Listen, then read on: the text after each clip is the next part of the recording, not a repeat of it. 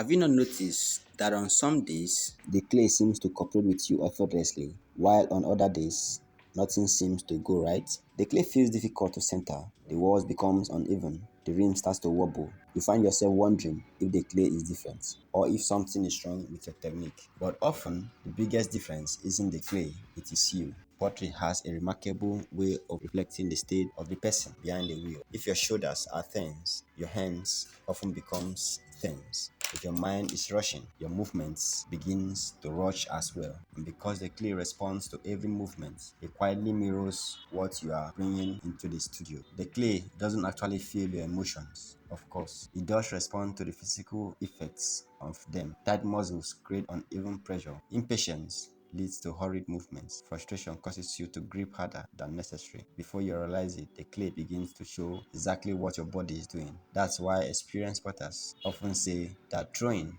begins long before your hands touch the clay. It begins with how you stand, how you breathe, how relaxed your body feels. Watch an experienced potter at the wheel. You will notice something interesting. Their movements rarely look forceful. Their shoulders stay relaxed. Their elbows are supported. Their hands move with confidence rather than tension. It almost looks effortless, but that ease has been learned through years of practice. Beginners often believe that better pottery comes from stronger hands, whilst in reality, it usually comes from calmer ones. Clay responds best to steady, consistent pressure. It doesn't need to be forced into shape. It needs to be guided. The more relaxed your body becomes, the more sensitive your hands become. You begin to notice small changes in the clay that you would have missed before. Instead of fighting the material, you start working with it. Perhaps that's one of the unexpected gifts of pottery. It gently reminds us to slow down, to take a breath before centering, to loosen our grip, to focus on the process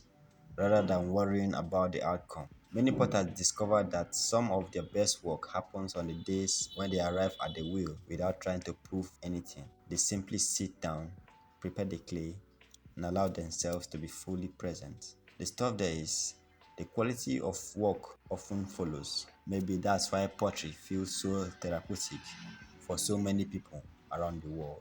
It's not just because clay magically removes stress, it's because the craft quietly encourages habits that naturally reduce it: patience, concentration, steady breathing, and gentle hands. The wheel has a way of bringing us back to ourselves, and perhaps that's the lesson hidden in every train sessions. The clay may not truly feel your tension, but it certainly reveals it. And when you relax your hands, you often discover that you have also learned to quiet your mind. Sometimes the most beautiful pots aren't created by working harder, they are created by letting go of your tension you didn't even realize you were carrying.